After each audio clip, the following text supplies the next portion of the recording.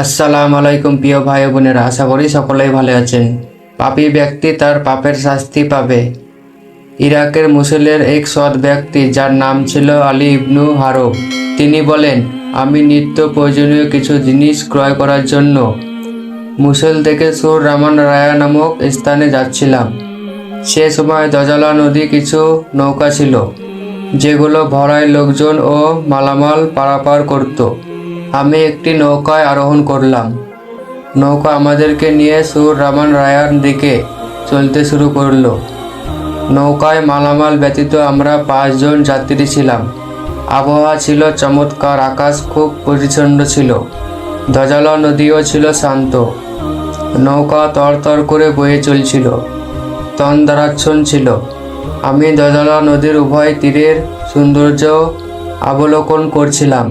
হঠাৎ পানি থেকে একটি বড় মাছ লাফিয়ে নৌকায় এসে পড়ল। আমি ছুটে গিয়ে মাছটি ধরে ফেললাম। বিশালাকায় মাছের জেলে চাপটা নিতে লোকদের তন্দ্রা দূর হয়ে গেল। মাছ দেখতে পেয়ে তাদের একজন বলল, এই মাছ আল্লাহ তাআলা আমাদের জন্য পাঠিয়েছেন। আমরা সামনে কোনো তীরে নেমে মাছটি ভুনা করে খাবো।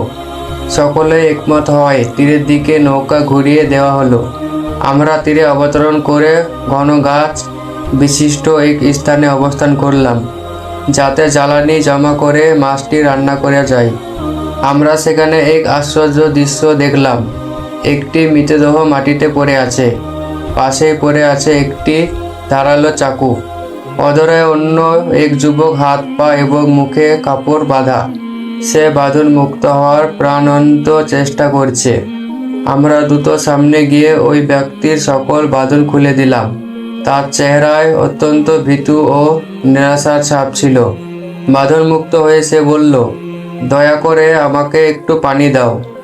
আমরা তাকে পানি দিলাম। এরপর আমাদেরকে সে পূর্ণ ঘটনা শোনালো। সে বলল, আমি ও এই মৃত ব্যক্তি একে কাফেলায় ছিলাম। আমরা মুসুল থেকে ব্যবসার উদ্দেশ্যে বাগদাদ যাচ্ছিলাম। এই নিহত ব্যক্তি ভাবল যে আমার নিকট অনেক অর্থ আছে, তাই সে আমার সাথে আন্তরিকতা গড়ে তোলে এবং আমার ঘনিষ্ঠজনে পরিণত হয়। আমারও তার উপর যথেষ্ট ভরসা ছিল। কাফেলা বাগদাদ যাওয়ার পথে বিশ্রাম নেওয়ার জন্য এ তীরে তাঁবু ফেলল। রাতের শেষ ভাগে কাফেলা রওনা হয়ে গেল, কিন্তু আমি ঘুমিয়ে থাকায় কাফেলা রওনা হওয়ার কথা জানতে পারিনি।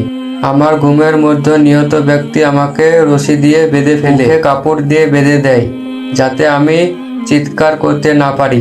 এরপর সে আমাকে হত্যা করার জন্য মাটিতে ফেলে দিয়ে আমার বুকের উপর বসে হত্যা করতে উদ্যত হয়। তখন আমি বললাম, ওহে, তুমি আমার সকল সম্পদ নিয়ে যাও, তবুও আমাকে প্রাণে মেরো না। সে এতে রাজি হলো না, বরং তার বেলেটের সাথে বেঁধে রাখা ধারালো চাকু বের করার চেষ্টা করলো, কিন্তু সে সহজে চাকুটি বের করতে পারল না। ফলে সে সর্বশক্তি প্রয়োগ করে চাকু বের করতে গেল। এতে চাকু তার নিজ গলায় বাধা হয়ে স্বর্গ কেটে গেল। তার প্রচুর রক্তক্ষরণ হলে সে মাটিতে লুটিয়ে পড়ল।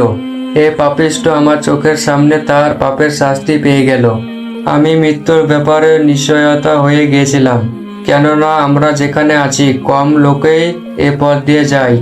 ফলে বাঁধন মুক্ত হওয়ার ব্যাপারে আমি হতাশ হয়ে পড়লাম। অবশেষে আমি আল্লাহর নিকট দোয়া করলাম, হে আল্লাহ, তুমি আমার নিকট কাউকে পাঠিয়ে আমাকে এ বিপদ থেকে উদ্ধার করো। আমি সর্বদা দোয়া করছিলাম, এ কারণে হয়তো আল্লাহ তোমাদেরকে পাঠিয়ে আমাকে রক্ষা করেছে। বলো তো, তোমরা কি কারণে এ যানবাহনবিহীন স্থানে আসতে বাধ্য হয়েছ? কাফেলার লোকেরা বলল, একটা মাছ আমাদেরকে তোমার নিকট আসতে বাধ্য করেছে, যেটা পানি থেকে আমাদের নৌকায় লাফিয়ে উঠেছিল। আমরা এ মাছ ভুনা করে খাবার জন্য এখানে এসেছিলাম। কাফেলার লোকদের কথা শুনে এ ব্যক্তি আশ্চর্য হয়ে বলতে লাগলো, নিঃসন্দেহে আল্লাহ তাআলা এই মাছটিকে তোমাদের নৌকায় পাঠিয়েছিলেন আমাকে এই বিপদ থেকে উদ্ধার করার জন্য। এরই মধ্যে মাছটি নৌকা হতে লাফ দিয়ে পানিতে পড়ে অদৃশ্য হয়ে গেল। সবার ধারণা হলো যে আল্লাহ মাছকে এ ব্যক্তির জীবন রক্ষার জন্যই পাঠিয়েছিলেন। এভাবে যখন আল্লাহ তাআলা কিছু করতে চান তখন তার জন্য কারণ সৃষ্টি করে দেন। বুখারী হাদিস 3773। নবী করিম সাল্লাল্লাহু আলাইহি সাল্লাম বলেন, মজলুমের বদদুয়া থেকে দূরে থাকো, কেননা মজলুমের দোয়া এবং আল্লাহর মাঝে কোনো আড়াল থাকে না। বুখারী হাদিস 2448।